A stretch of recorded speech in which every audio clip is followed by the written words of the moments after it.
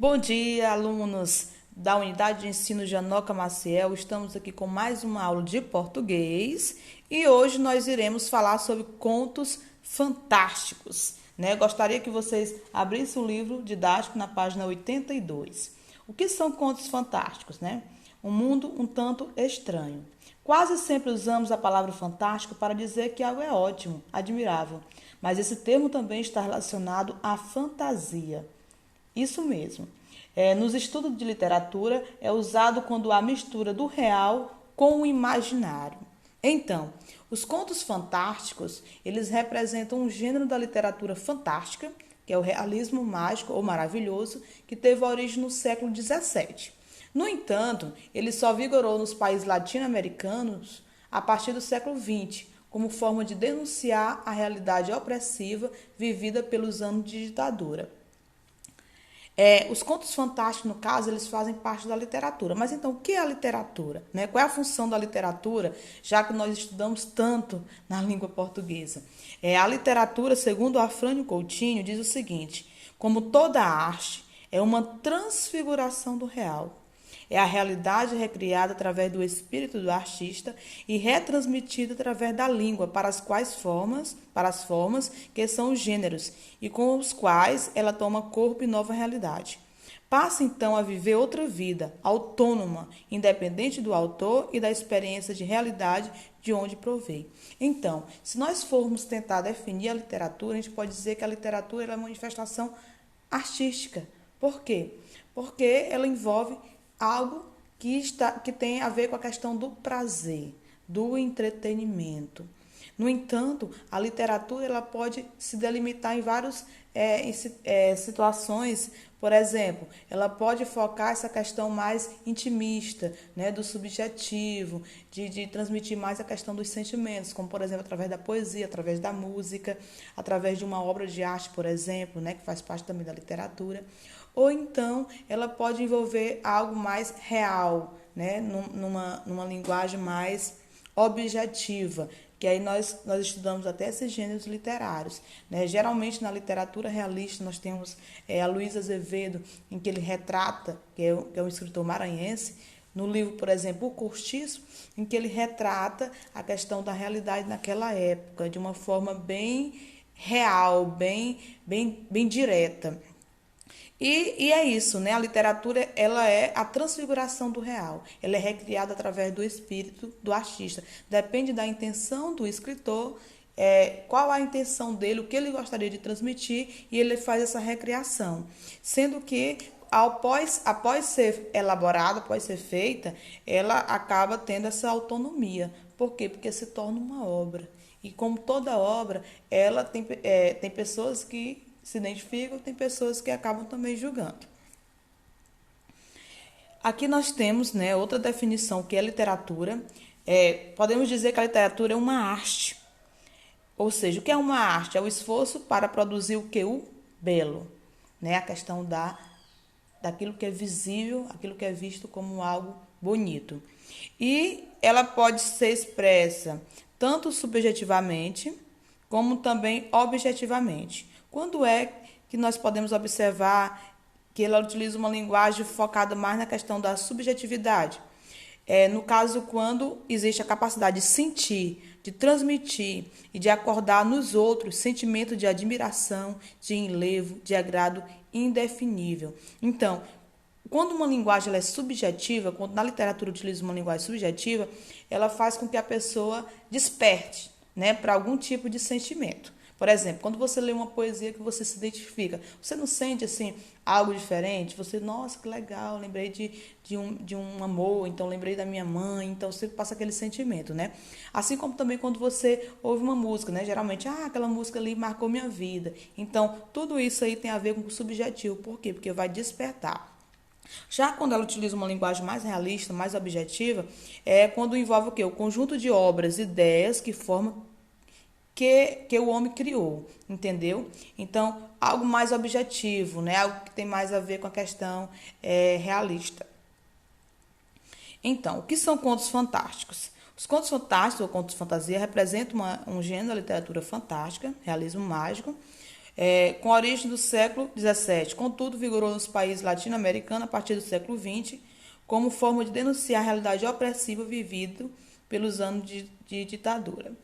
Segundo o filósofo linguista búlgaro Dzhetan Todorov, diz o seguinte: há um fenômeno estranho que se pode explicar de duas maneiras, por meio de causas de tipo natural e sobrenatural.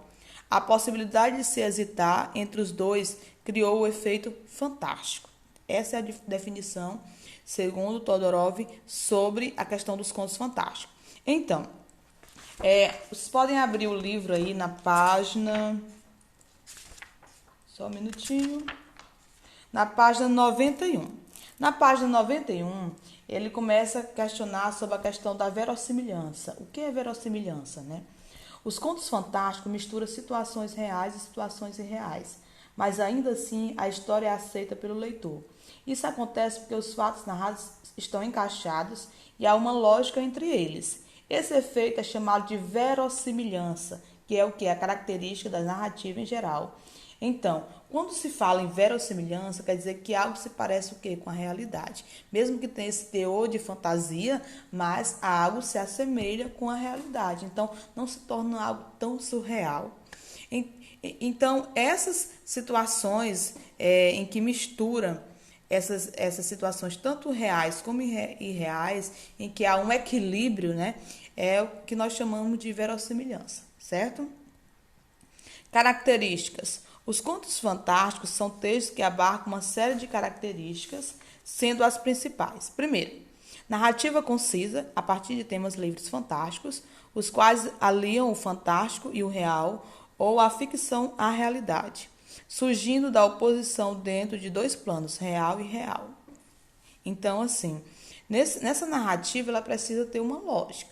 Não adianta você ler um texto, um conto fantástico, sendo que não tenha a questão da estrutura de um enredo. Como é um conto, ele necessita ter essa estrutura, né? Por exemplo, as personagens, quem é o narrador, se ele é personagem, se ele é observador, ou seja, se ele faz parte da história ou ele apenas conta, as personagens, como elas são organizadas, a questão do tempo, a questão do espaço, como é colocado no texto, né? A questão da linguagem também, a questão da organização do texto, assim como também aquelas características próprias do texto, né? Que vocês podem até abrir na página 88 do livro, que fala sobre a sequência das ações, que tem a situação inicial, o conflito, o clímax e o desfecho, né?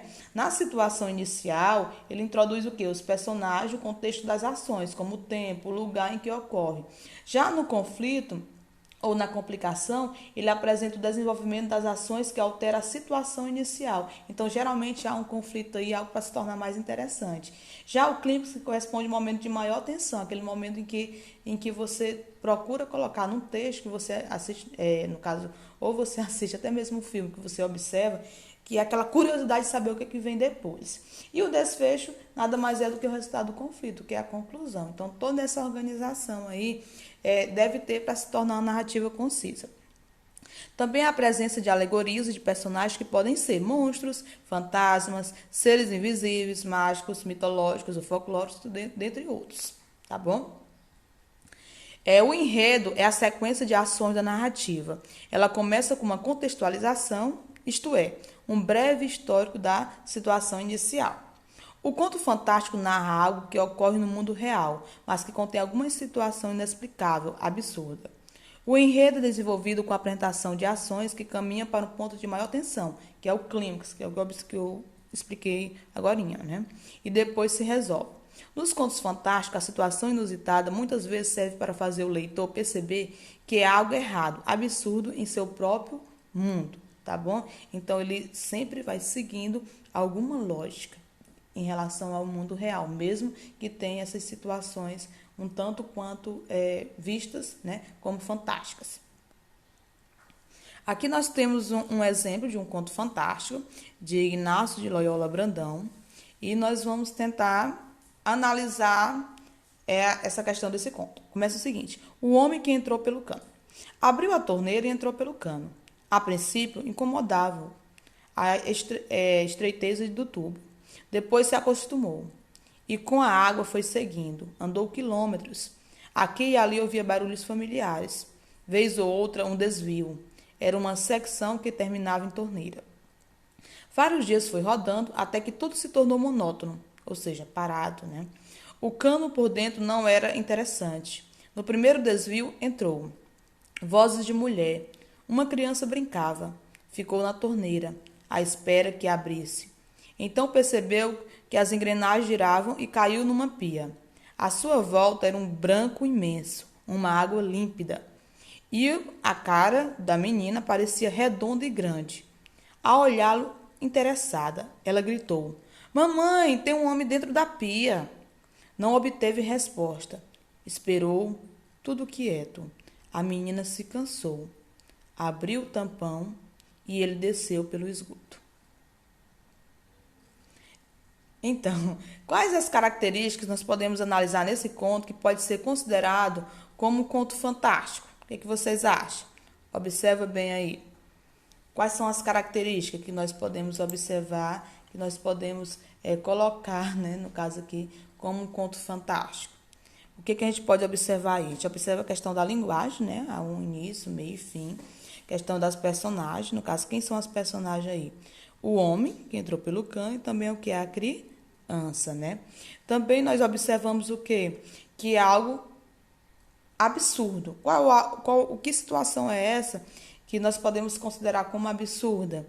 É a questão o quê? De um homem adentrar por uma torneira, né? Passar por um cano, principalmente um cano de água.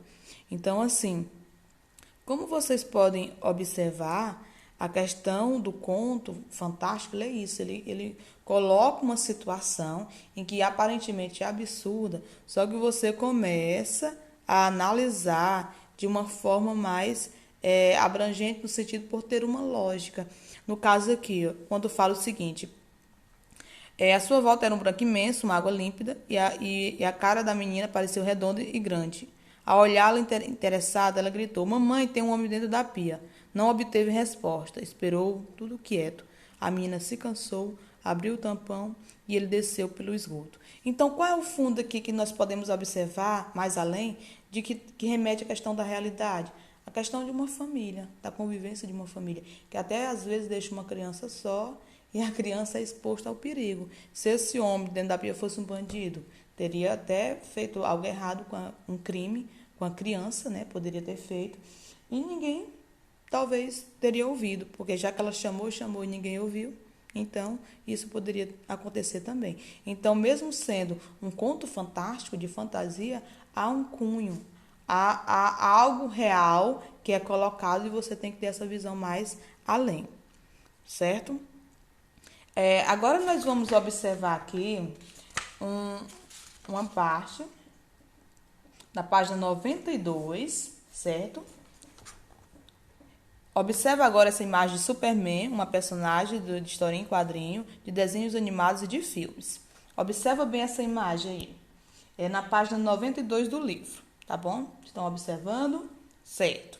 Então, o Superman, ele também se trata de um conto fantástico, né? Ele faz parte de um conto fantástico. Por quê? Porque envolve essa questão da realidade e também da fantasia, com seus superpoderes. O fato de o Superman voar pode provocar estranhamento em quem conhece essa personagem. Por quê? O que você acha? Provoca estranhamento? Você já leu alguma história em quadrinho ou já assistiu algum desenho? Então, provoca algum estranhamento? Não, né? Por quê? Porque a personagem é um super-herói dotado de vários poderes. Entre eles, a capacidade de voar. Por isso que a imagem aqui já mostra essa questão de voar, de lutar por uma causa social, no caso. Que outras características impossíveis para um homem comum aparecem na história de Superman? Outra característica também que a gente pode observar é que ele é muito veloz, certo? Ele possui enorme força e tem uma visão de raio-x. Então, assim, ele, além de olhar além, ter uma visão bem aguçada, ele também é veloz e possui muita força. Que contexto foi criado para justificar os poderes do Superman? Quem já assistiu, quem já leu, sabe que a personagem veio do planeta Krypton e que ele garante superpoderes na Terra. Então, assim, esse é um exemplo de história fantástica, tá bom? Então, essa é a nossa aula de hoje. A atividade proposta eu irei colocar na próxima aula.